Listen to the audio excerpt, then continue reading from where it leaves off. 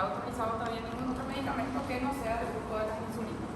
Tiene diabetes gestacional. Si la paciente tiene gestacional, se refiere a que se diagnostica durante el embarazo. Si va a usar medicación, porque puede ser que la paciente consiga controlar solo con la dieta, con un poco de actividad física, pero si es que no consigue controlar con eso, si necesita medicamentos, tiene que ser insulina lo que va a recibir.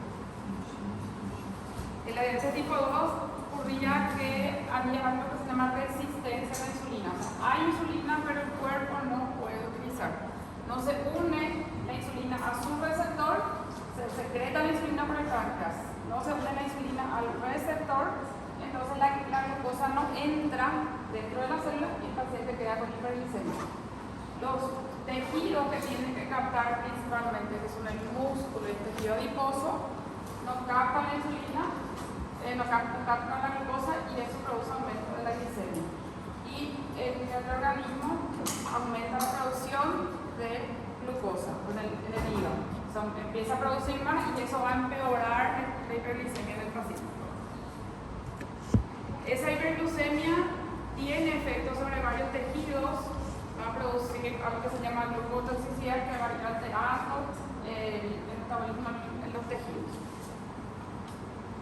Para recordar lo que ocurría con lo que se llama incretina. La incretina es una hormona que es producida o secretada en el tracto digestivo y el estímulo para su secreción es la alimentación. Si el paciente come, se va a secretar esa incretina. Y se vio que esa incretina tiene muchos beneficios sobre el metabolismo de la insulina, de la glucosa, y también tiene efectos protectores en algunos órganos, sobre el corazón, sobre la parte neurológica, tiene efectos protectores, aumenta la secreción de insulina, la sensibilidad de la secreción de insulina, disminuye la producción hepática, porque acá, ¿por qué se aumentaba la producción de glucosa hepática? Porque no estaba utilizándose bien la insulina. Si se normaliza la utilización de la insulina, con eso disminuye los valores de insulina, disminuye la producción de glucosa y también tiene efectos sobre el vaciamiento gástrico, el exceso de vaciamiento gástrico, y tiene también disminución del apetito, produce disminución del apetito. Tiene efectos beneficiosos sobre el páncreas, prolonga o disminuye la apoptosis de las células pancreáticas, eso hace que el páncreas dure, o sea, la viabilidad de las células productoras de insulina sea mayor.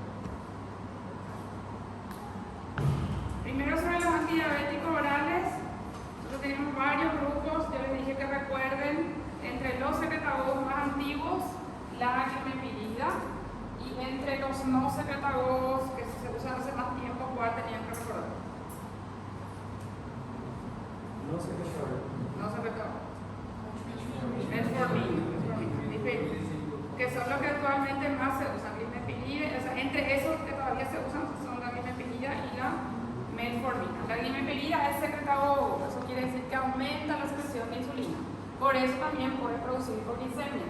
Ese aumento de la secreción de insulina es independiente de la alimentación. Si el paciente toma la medicación y no se alimenta, va a bajar la glicemia. Se relaciona con aumento de peso.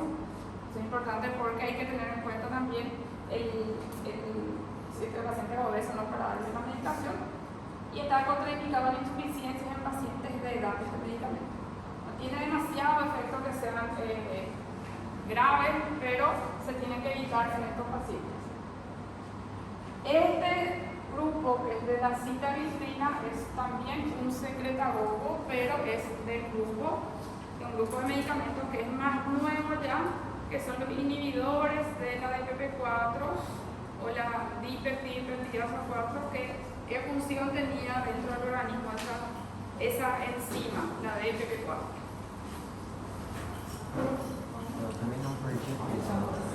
No aumentaban esos pero ¿qué acción tiene metabólicamente? O sea, ¿qué acción va a producir esa enzima dentro del organismo? La degradación de la incretina. Lo que haga la degradación de la incretina. O sea, la DPP4 metaboliza la incretina. Eso es degradar la incretina. pero el inhibidor de la APP4 inhibe la degradación de la incretina, bloquea la degradación de la incretina. Entonces dura más tiempo ese efecto incretina en el paciente. Esos preparados están solo disponibles por vía oral. Sitagliptina, saxagliptina, no sé cuál es, no me acuerdo del nombre comercial más utilizado en Brasil, pero un secretagogo, solo que ellos tienen efectos sobre, ese secretagogo tiene esa acción secretagoga solo cuando el paciente se alimenta, entonces hay menos riesgo de hipoglicemia. Es que no tiene ningún riesgo, pero tiene menor riesgo de hipoglicemia. Tiene este efecto de la incretina, no se relaciona con pérdida de peso. Si querés darle para aumentar o para producir pérdida de peso, no es la sitagliptina la que se tiene que dar en ese caso. Esos dos se dan por vía oral. Glimepiridina se utiliza por vía oral y sitagliptina por vía oral. Prefieren que se pregunten, porque ya son preguntas abiertas, te van a responder como ustedes quieran, pero prefieren que se pregunte por grupo o por nombre del medicamento. Por nombre le va a sonar más fácil.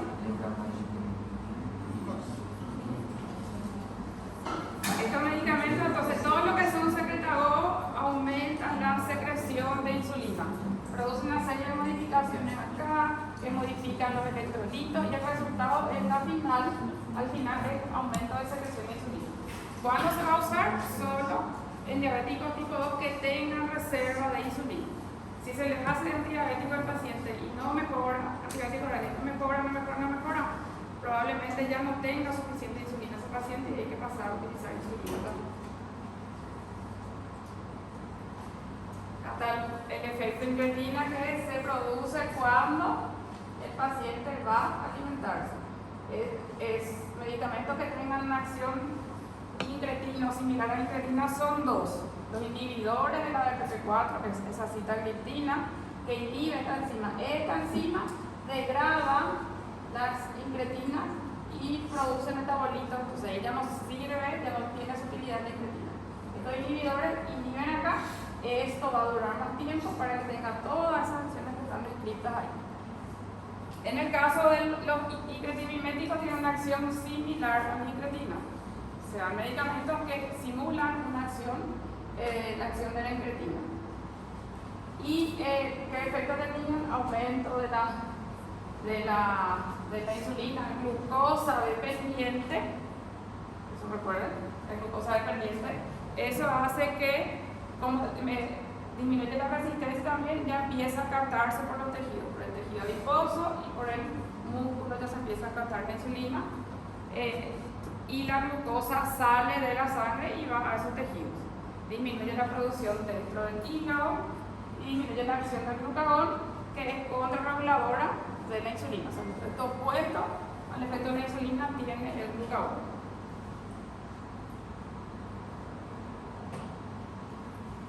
La metformina es un medicamento que es no secretador, o sea, no va a aumentar la liberación de insulina. Lo que va a hacer es disminuir la resistencia de la insulina.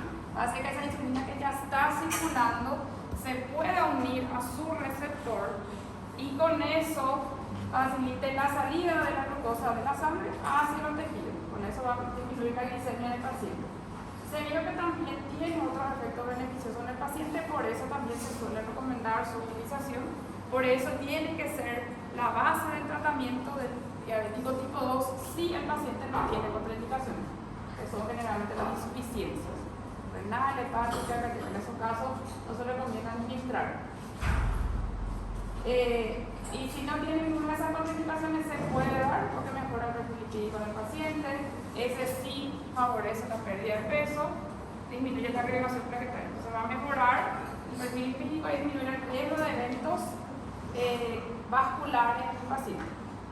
Sus efectos adversos graves, este es grave, la acidosis láctica, pero no es frecuente. Y los efectos gastrointestinales, que son, puede ser vómito, puede ser diarrea, pueden ser cólicos, que se disminuyen.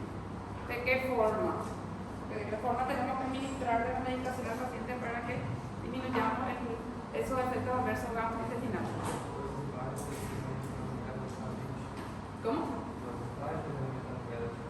aumentando de manera gradual la medicación, se empieza una dosis más baja y después se va aumentando. Y la otra opción era, hay dos formas, aumentando, empezando una dosis más baja y aumentando gradualmente, o la otra opción, ¿cuál era?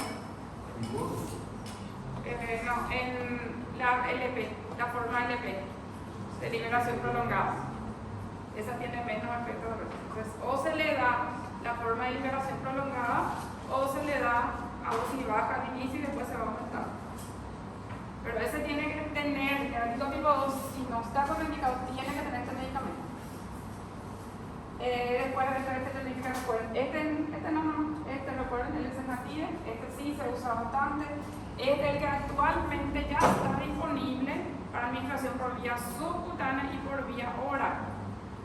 Inicialmente era solo la administración subcutánea y podía ser una vez al día, 2 veces al día, una vez a la semana que se puede administrar, pero es el único entre los antibióticos orales, el único que se puede administrar por vía subcutánea, y endovenosa son los análogos de la GLP-1.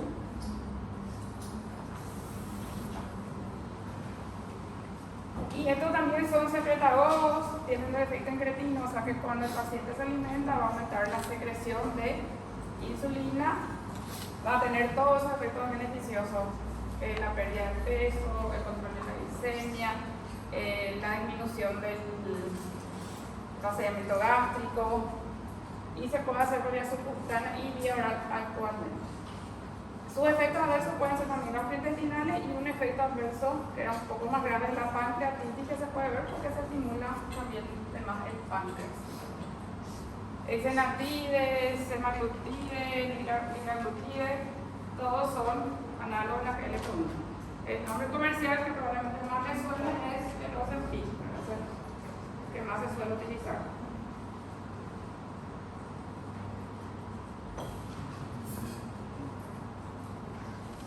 La metformina, su mecanismo de acción también, que aparte de disminuir la resistencia a la insulina, también hace que la absorción intestinal sea más lenta y la glicemia entonces sube más lentamente en el paciente. Si puede comer, el descenso es menor.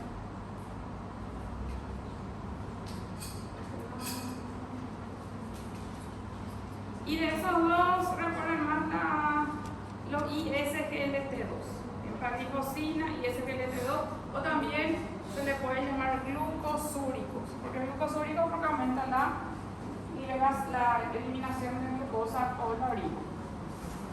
Ayuda a controlar entonces la glicemia, no por tener efectos sobre la insulina, sino por aumentar la eliminación por la orina.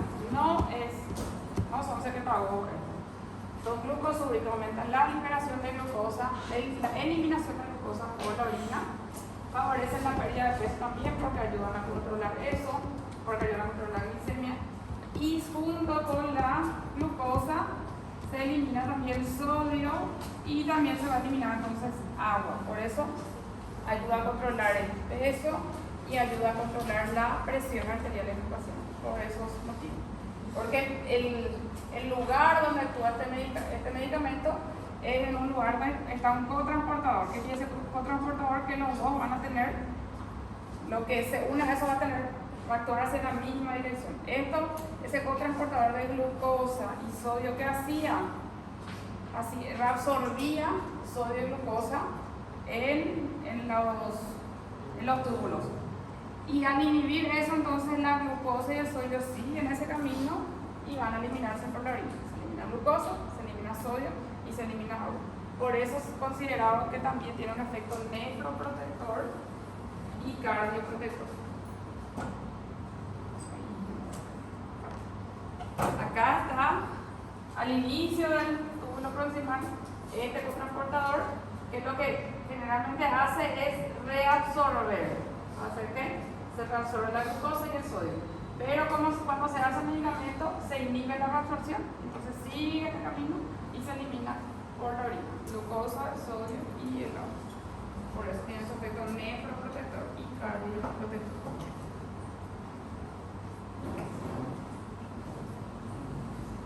Pueden aumentar el riesgo de hipotensión arterial, porque pueden producir hipovolemia y pueden aumentar el riesgo también de infecciones genitourinarias, infecciones genitales urinarias, porque aumenta la cantidad de glucosa en la orina. Entonces puede favorecer el crecimiento bacteriano.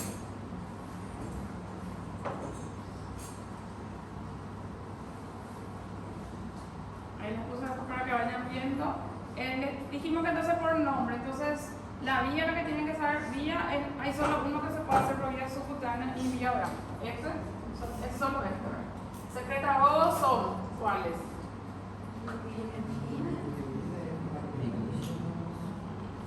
Esos tres de lo que vimos. Limepirida, esto y esto. No secretagosos, entonces son la epaglifosina, que no modifica la secreción de insulina, solo aumenta la eliminación de orina por la orina de glucosa. Metformina, esos dos que se suelen pensar que no son secretagosos. Este y este. Después, el efecto, ¿cuáles disminuyen peso? Este y este. Metformina, carbosa, hexanatide y epaglifosina. Y epaglifosina son los que pueden producir disminución de peso. Y lo que producen hipoglicemia son los que son secretagosos. ¿Cuáles tienen menos? El que más tiene riesgo de producir hipoglicemia? Limepirida. Y los otros que son secretagosos son estos dos, pero tienen menos riesgo de producir hipoglicemia. Y el resto ya es no secretagoso. El resto ya no secretagoso. ¿Hay una pregunta de esa parte? Esto usamos solo para diabéticos tipo 2. Después están las insulinas que son utilizadas, pueden ser utilizadas tanto para la diabetes tipo 2, cuando el paciente no responde al tratamiento con antibióticos orales, como para la diabetes tipo 1 y la diabetes gestacional. En caso de que la gestante necesite medicación, tiene que ser insulina. Para mostrar que la fase temprana de secreción insulínica es la que se pierde en el paciente, por eso aumenta mucho la glicemia después de las comidas, después de alimentarse. La insulina ayuda a controlar la glicemia y también tiene efectos sobre el potasio, eso lo puede también ayuda a disminuir los niveles de potasio. Hay casos donde aumenta la cantidad de potasio, la necesidad de insulina, cuando el paciente está acidótica. Cuando el paciente está acidótico y cuando usa corticoides, eso hace que requiera mayor dosis de ese paciente. Por vía endovenosa solo tenemos para administrar capitalina o regular, por exceso. Solo esa se hace por vía endovenosa. Las demás se pueden hacer por vía endovenosa, por vía subcutánea. ¿Y qué otra vía? Inhalatoria, que es la cual también. La cristalina se puede hacer por vía subcutánea, endovenosa e inhalatoria. La otra solo por vía subcutánea se hace. Cuando el paciente tiene una complicación aguda, la complicación se trata con insulina, ¿cuál? Insulina cristalina, solo eso. Si el paciente tiene cetoacidosis, si el paciente tiene estado hiperosmolar, va a llegar a un tiempo que va a hacer su diagnóstico y tiene que recibir insulina cristalina. Si recibe insulina basal, si recibe Lantus, si recibe Lantus que es la alergina, o cualquiera de vía media larga, se suspende todo y solo va a recibir insulina cristalina regular. Eso cuando tiene una complicación aguda, cuando está teniendo esa complicación. ¿Y de qué forma recibe? En forma de infusión. En forma de infusión, que es la insulina cristalina. Después cuando va a suspenderse la infusión, sí ya tiene que recibir una insulina basal. Antes de que vos termines la infusión, el goteo de insulina, tiene que empezar ya la insulina basal en el paciente para evitar otra vez que aumente su glicemia. ¿Cuáles son las insulinas que son prandiales? Están las que son prandiales o las basales. ¿Basales cuáles son?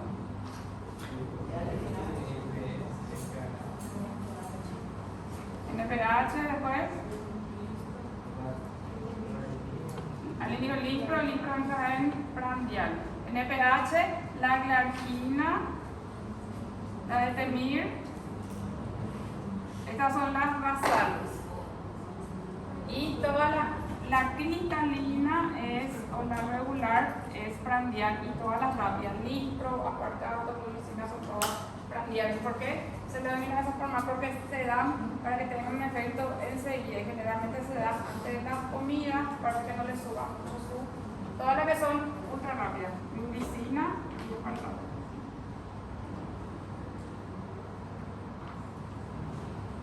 Esas tres.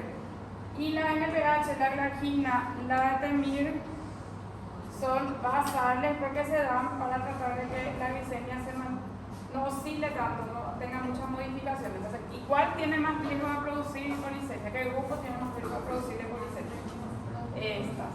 Estas tienen más riesgo de hipoglicemia porque tienen una acción más rápida en el paciente. Estas pueden producir también, pero mucho más difícilmente. Si el paciente no tiene que estar en ayuno total para que se vea hipoglicemia con esto. Pero en esto, si se aplica y no come el paciente, le va a producir hipoglicemia.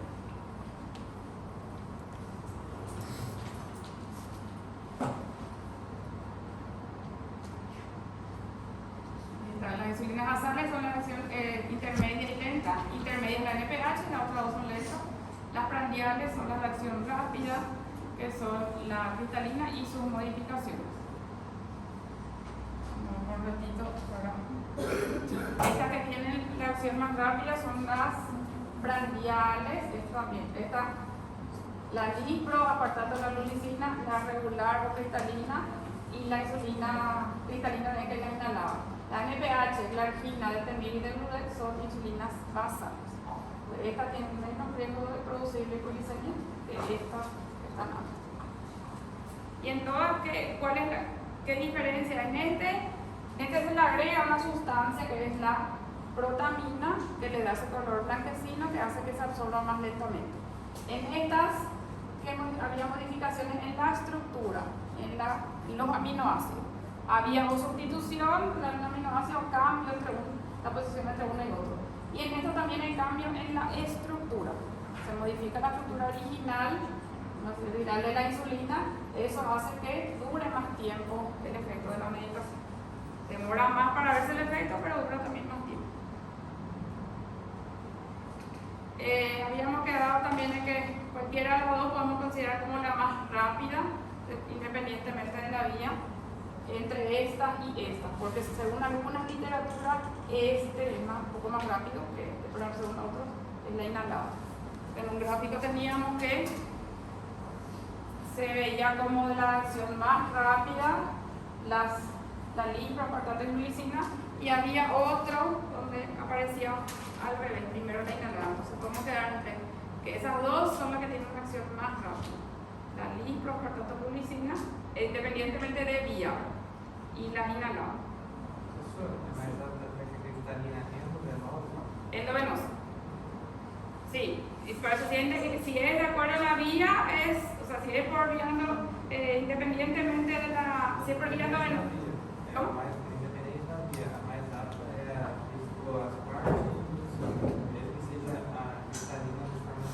Sí.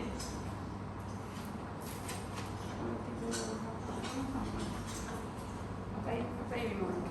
Entonces, esta división también de la insulina, solo tenemos que dábamos, esto para saber más, que si vamos a hacer dos dosis, conviene hacer más, una dosis mayor durante el día que durante la noche. Y casi cuando se van a usar dos insulinas, se tiene que usar en mayor cantidad la basal, y la prandial tiene que ser en menor cantidad. La insulina que es más segura para el paciente es la que tiene menos variaciones, que serían las insulinas lentas. Entonces, la diabetes tipo 1 y el embarazo se trata con insulina.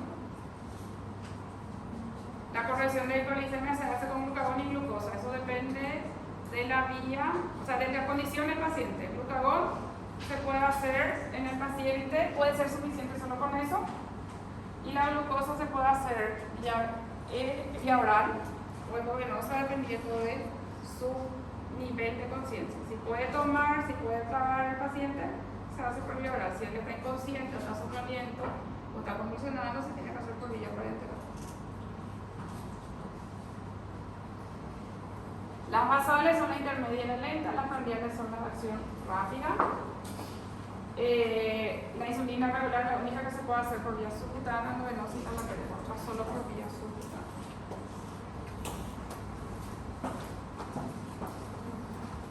Acá tenemos las rápidas y la intermedia.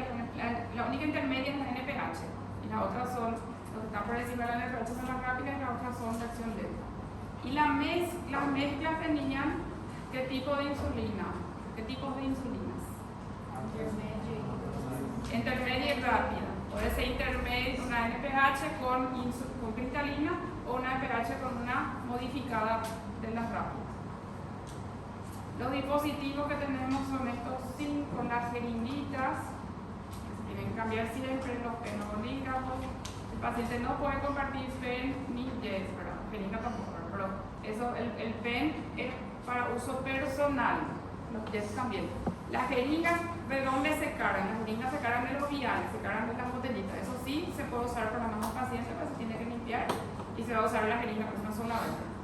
Pero los pen y los jets no tienen que compartir el paciente. Las bombas utilizan insulina solo la rápida, la modificada, y generalmente se usa para diabéticos tipo 1. Y los inhaladores son para insulina cristalina, que es la prandial para las correcciones rápidas.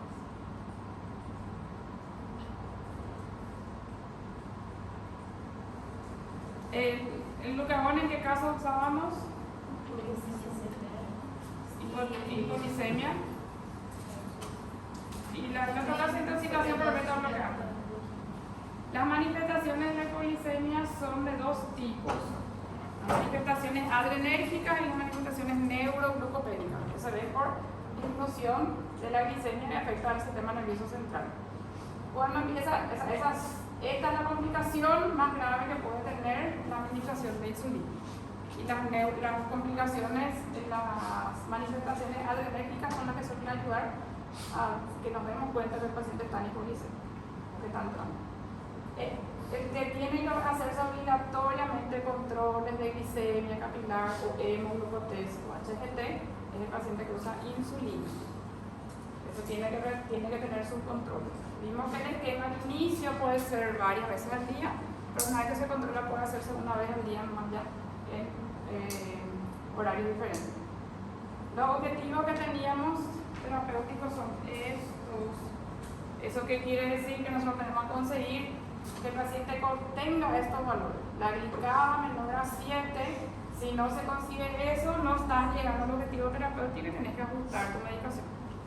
Si la glicemia preprandial no está entre estos niveles, también hay que ajustar la medicación.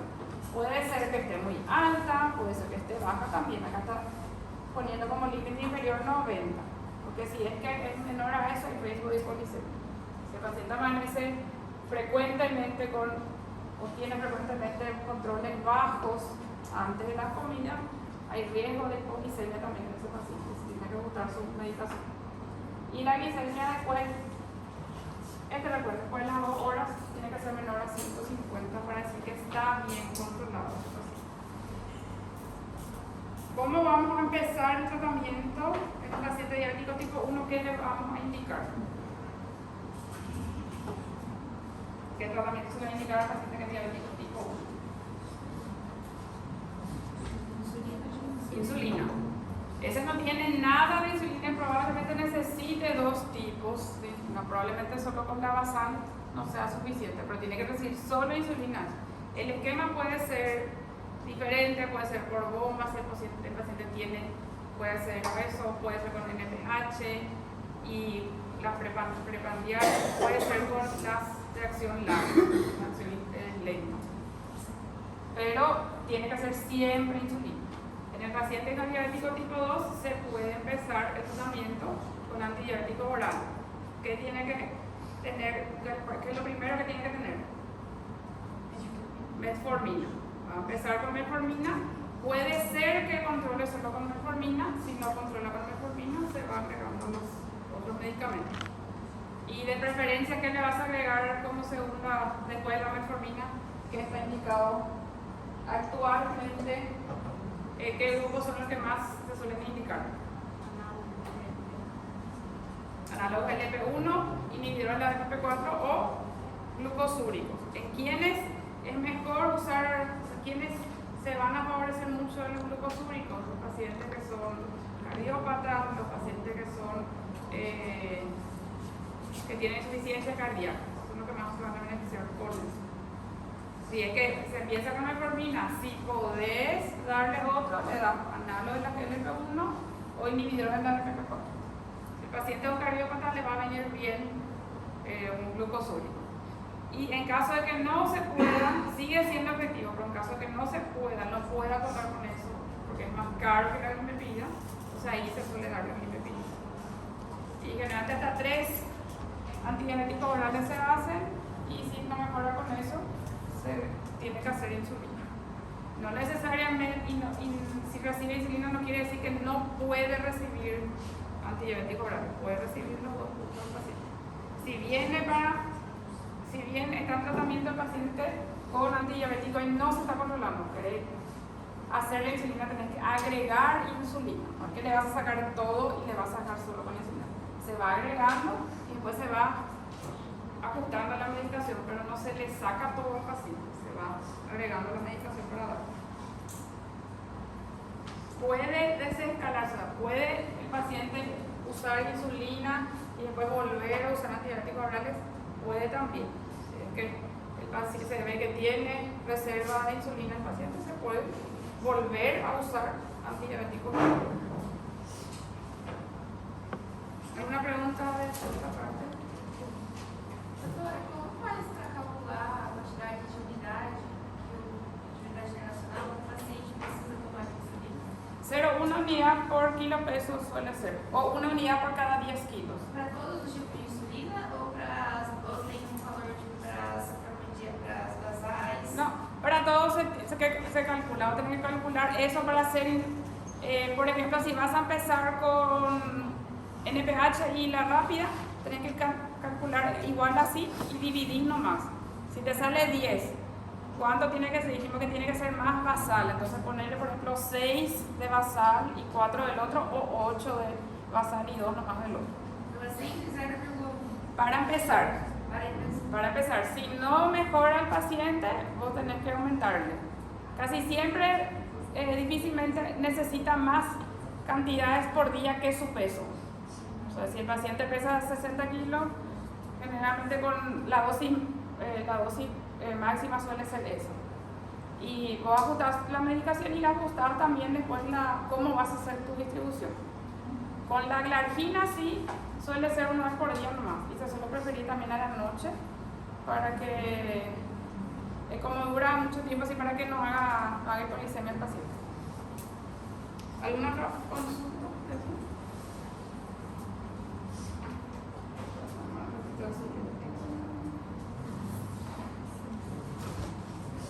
Aparte de hormonas tiroides.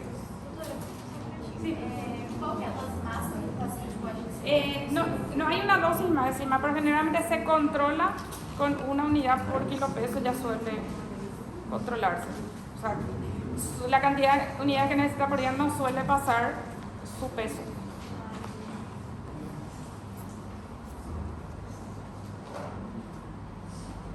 Las hormonas tiroideas son 2, son la T4 y la T3.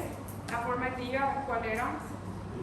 La T3 es la forma activa. O sea, el tejido que va a utilizar la hormona tiroidea tiene que convertir en T3. Si le llega como T3, va a usar ya directamente. Si le llega como T4, tiene que convertir en T3 para que se pueda utilizar. Este tiene una acción más rápida y dura una vida media más corta. Este tiene una acción más lenta y una vida media más larga. El preparado que más frecuentemente se utiliza es la levotiroxina, que es T4, que demora un poco para tener su efecto, pero produce menos alteración hormonal en el paciente. Es más segura porque no produce mucha modificación en los valores hormonales en el paciente.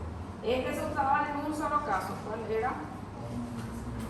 En el coma mixedematoso, que es la complicación del hipotiroidismo. La complicación más grave es el coma mixedematoso.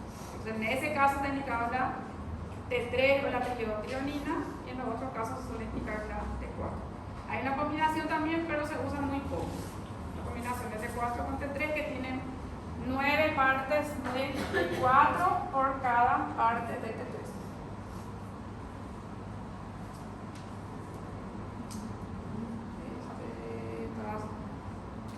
Este estaba sometido al eje endocrino. Se producía la hormona tiroidea dentro de la tiroidea y generalmente una vez que se produce se va a depositar y acá después cuando hay un estímulo se va a liberar. Puede salir, el único lugar donde se produce T4 es la tiroides y puede salir, la hormona puede salir como T4 y irse hasta el tejido y ahí se convierte en T3 o puede salir ya convertida en T3 para su utilización.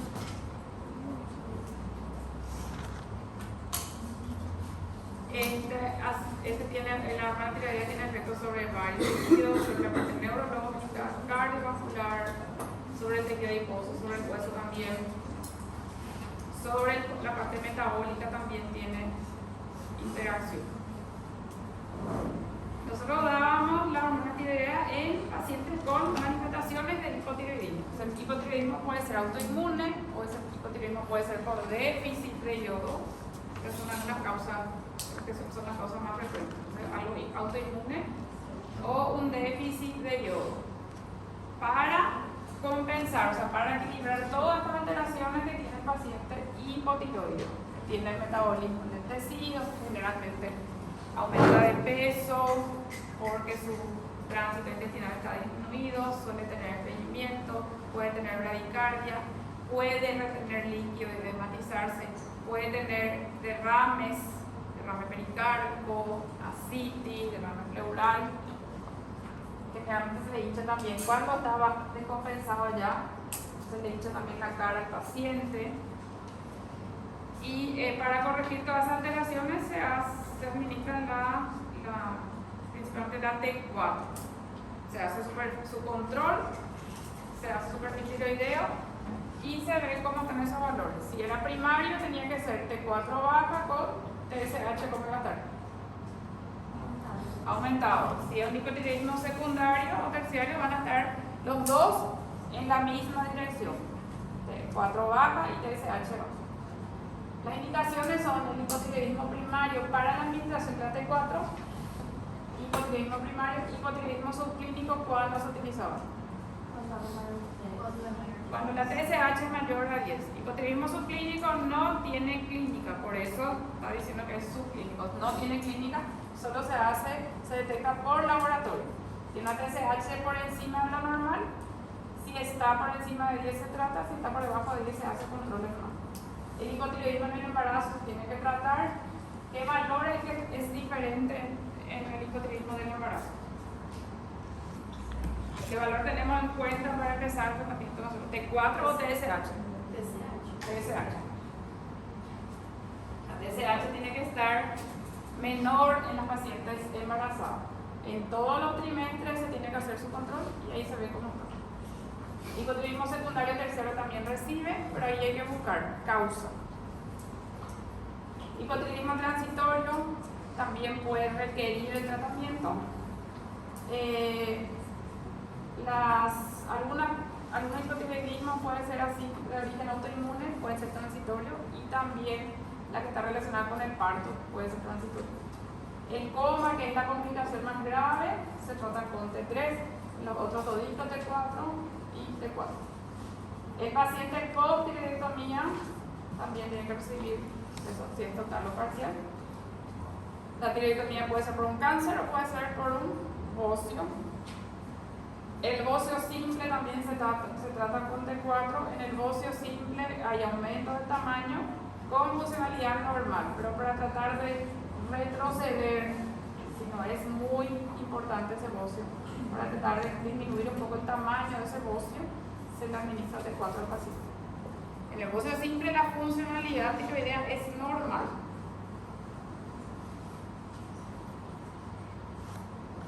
Los efectos adversos son manifestaciones que se van a ver, que son de hipertiroidismo. Cuando se ve eso, sí le hacemos sobredosis, cuando le hacemos una dosis más alta de lo que tiene que ser. El paciente tiene que hacerse sus controles. El primer control generalmente se hace al mes, puede empezar el tratamiento. Si el paciente controla ya la enfermedad, puede hacerse 2 veces al año su control, pero hay pacientes que nunca más van a consultar, entonces siguen con una dosis y ahí se puede pasar a su hipertiroidismo si es que no se hace el ajuste de la medicación. De los síntomas, las manifestaciones que va a tener por sobredosis son manifestaciones de hipertiroidismo. ¿Hasta ahí alguna pregunta?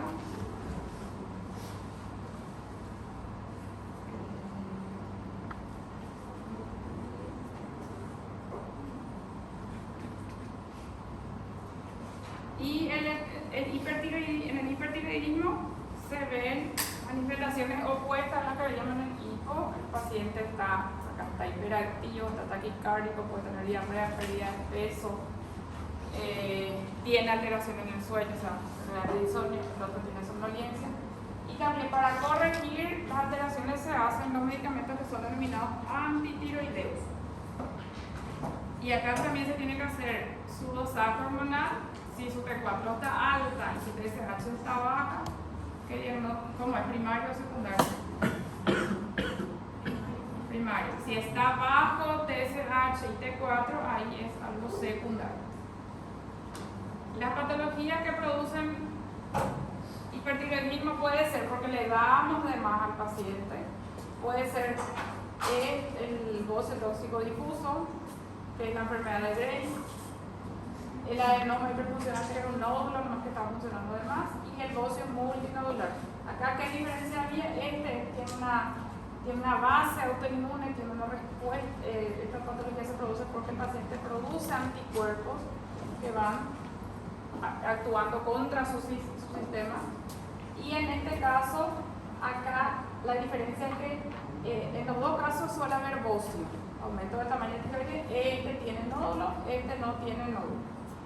Pero en los dos hay hiperfuncionalidad. ¿Y las tiroiditis tenían sobreproducción de hormonas o no? En la tiroiditis hay un proceso inflamatorio que acelera la liberación de las hormonas que ya están formadas.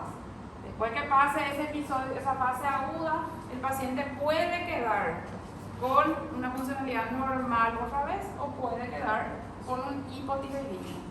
Tengo el paciente con un hipo, con un hiper, pero el término específico de tiroiditis se refiere a un proceso inflamatorio de la tiroides que aumenta la liberación de esta hormona. Lo que ya está formado se empieza a liberar. Y se ven manifestaciones relacionadas con aumento de la actividad de la hormona tiroidea, pero porque se libera más rápido más. En la tiroiditis, que está indicado que se puede dar en el paciente con tiroiditis entre los medicamentos antitiroideos o hormonas tiroideas puede necesitar el paciente.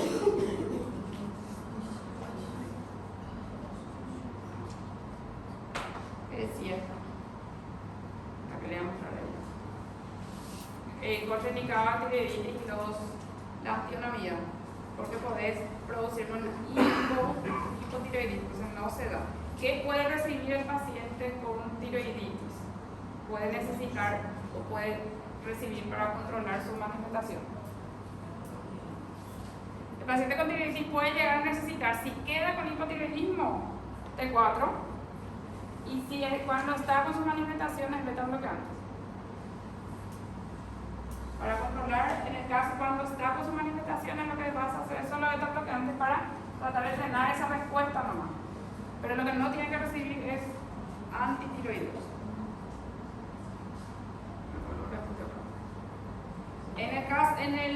Acá se hace el diagnóstico del hipertiroidismo y se ve qué medicación se le va a indicar. Lo que más se suele indicar son estos medicamentos que corresponden a un grupo que se llama tionamidas.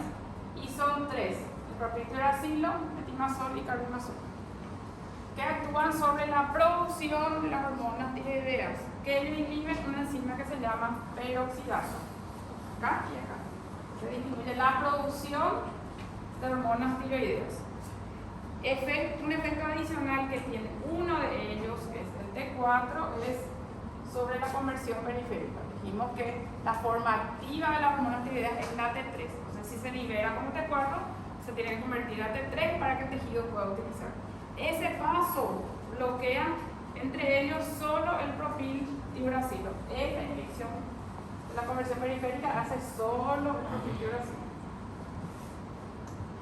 Los tres actúan sobre la producción, los tres disminuyen la producción. Los tres tienen una acción también inmunológica, eso sí puede disminuir la respuesta inmunológica, pero también como efecto adverso pueden producir reacciones inmunes. ¿Hasta ahí se entiende?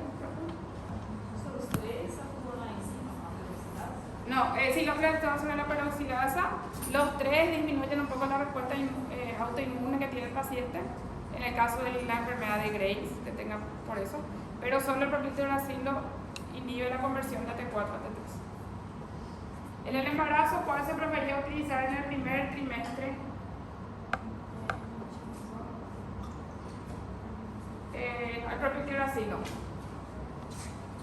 Todos pueden tener efectos adversos durante el embarazo, pero el propil tiuracilo atraviesa menos la barrera placentaria, entonces por eso se prefiere el propil tiuracilo.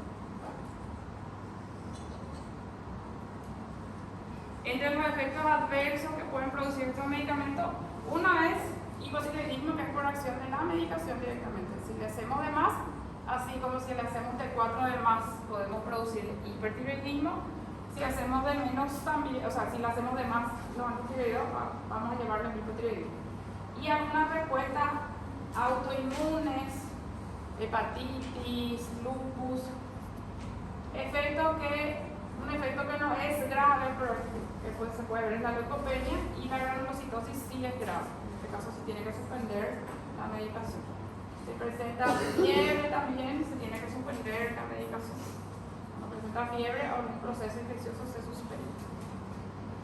¿Y cuál es el riesgo o sea, si presenta fiebre o un proceso infeccioso, qué riesgo tiene el paciente? ¿Qué complicaciones es la que puede presentar? Por eso se está viendo esto.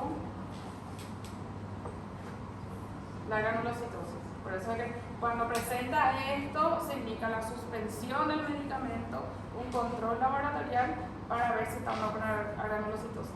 Si no está, puede seguir su medicación. Si está, se suspende. Y no se le da ninguno más de ese grupo porque puede haber reacción cruzada. O sea, que si el propil tiuracilo le produjo una granulocitosis, también el carbimazol y el metimazol pueden producir.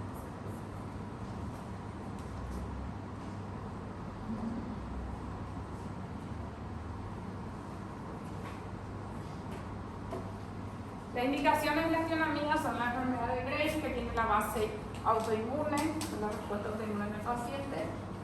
Había un anticuerpo que se une al receptor de TSH y estimula la liberación de hormonas tiroideas dentro de la tiroides.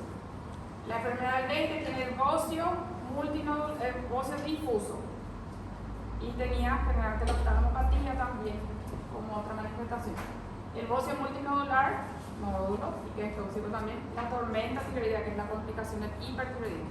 La complicación del hipo, el coma por déficit de hormonas tiroideas, y la tormenta tiroidea es la complicación del hiper por exceso de hormonas tiroideas, que se puede ver porque el paciente no se hace bien su tratamiento o porque en una situación de estrés también le puede llevar a la tormenta tiroidea. Una cirugía,